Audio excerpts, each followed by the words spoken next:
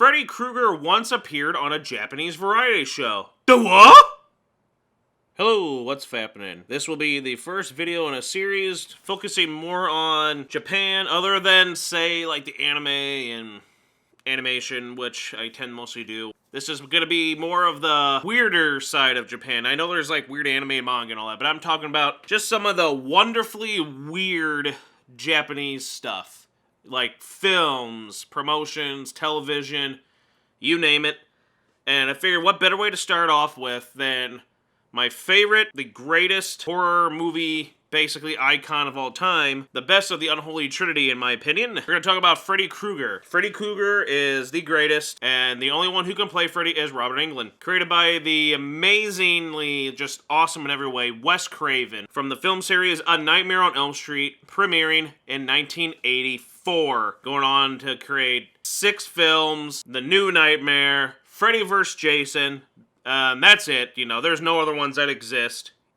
And Freddy Krueger, if you don't know about him, I guess look up some videos, stuff like that, or I don't know, just go there. But he can kill people in their dreams, and the look, his humor, and everything, just the ways he kills, and the cool dream sequences. One of the greatest villains of all time, and definitely the greatest horror icon, in my opinion. I love Jason, I love Michael Myers, Chucky, Pinhead, Leatherface, you name it, but Freddy is the one. So what I thought was interesting, I thought I knew everything about, like, for the most part, I thought I've seen everything for Freddy Krueger. I know a lot about, I know the television series, I know about his hotline. From my boiler room to your home, it's Freddy Krueger on your phone. So dial this number now if you dare. Tell him Freddy sent you. And I know about all these other things. And then, a couple months back, holy crap, I stumbled on a video and then looked into some articles and some other sources, and Freddy Krueger apparently was popular. Again, you know, Freddy Krueger was popular in Japan.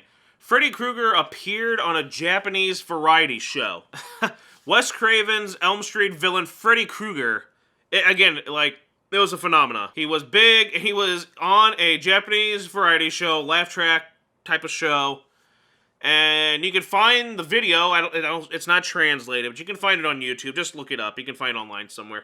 He appears in the nightmares of one of the cast members, the stars of Japan's Kato-chan Ken-chan Gokigen, and he joins on the fun. I watch it. It's pretty, I mean, again, it's out there. It's weird. And it is Robert Englund in the makeup, and people have been going through sources and articles saying whether they're guessing it, and by the look of it, the makeup, and from people were kind of thinking, probably during 91, most likely 91, during the Freddy's Dead, the final, in quotations, nightmare.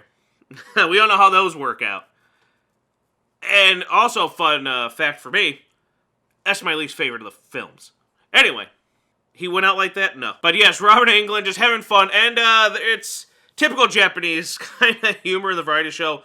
All over the place. Let's get some info here on the variety show itself. The program, Kato-chan Ken-chan Gokigen TV, broadcasted on TBS, no, not our PBS, from 1986 to 1992. Kind of a variety show starring Ken Shimura, Cha Kato. They were former members of the group The Drifters from Hachiji Dayo Zenin Shugo. Just poke fun at contemporary society in Japan, basically. Feature comedy little vignettes, similar to stuff like I mentioned, like Benny Hill, Care Burnett, you know, variety shows. They had a couple guests on there, even Leslie Nielsen. They would also have a segment featuring funny home videos. So again, like America's Funny Home Videos, and they would comment on it. You start off with just the woman walking through, and then you see Freddy in the shadows. She's in her pajamas, and you see him following the back of him, his claws, she stumbles upon, and he enters. He's menacingly, she runs, pillows, dreams, he's there, she wakes up, and we have these other characters, and then it's like, that's where it gets wacky. They scream, he's got the shades on, and then there's blood splatter. They're running, and it's basically just, you can picture like the goofy music, either think Scooby-Doo or maybe Benny Hill, and they're just going, running around. He goes through the wall, chases them, and it's just pretty entertaining. Them trying to figure out what to do. Freddy's coming for them. I guess I should have said Freddy's coming for you. And you can clearly see, like, the set. You can see the top of the set towards the end with the lights. And they're in some kind of big room It's got a piano and a game room, and then they just start, I have no clue what they're doing. It's very wacky, and then Freddy joins in on this. I mean, they're, like, juggling, catching items with their Freddy glove, and Freddy is doing a bad job of catching it, but he gets it sometimes, so it's pretty funny. All while wearing mustaches, and Freddy's trying, his mustache falls off, they put it back on. I'm like, it's like, why the mustaches? What the? It's awesome. And they have some fun with it, and then Freddy just acts like a goof along with them, to the point where it ends, and then you see Freddy in his shorts, his underwear, boxers, whatever, and apparently his legs were not harmed in the fire. But it's so entertaining to see Robert Englund just get so into it. That's what I loved about him as Freddy, and then just to see the Japanese really love these icons in this culture, pop culture, and all that stuff. And Freddy Krueger, and sadly, he gets zapped, and that's the end of him. Happy ending. Spoilers, but go check it out. It's out there. It's wacky. And then Freddy in his pajamas, in a sense, and his shorts. It's a sight to see. You gotta check it out. If you're a fan of some wacky, weird Japanese television, a fan of Freddy, a fan of both. But it's very interesting. It was fun, and it's nice to see that there's some more Freddy Krueger stuff out there to find and admire, and it happens to be in some wacky Japanese variety show. It seems very interesting. It seems like a wacky show. I love that kind of wacky. I like variety shows, and I like really out there Japanese television, especially back in the day. You gotta miss, like, anime was not as tamer as it is today.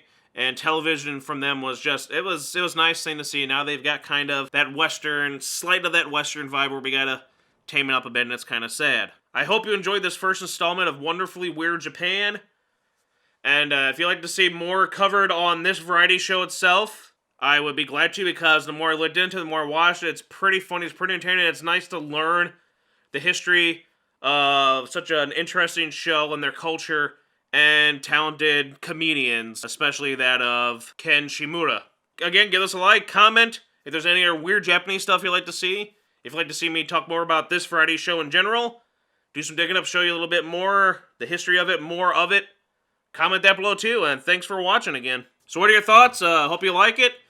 We'll be doing more. Next time it'll be something else that's very interesting. More from kind of American pop culture stuff brought to Japan. I already know some people already know of it, but I still want to do kind of a review on it. And see you next time.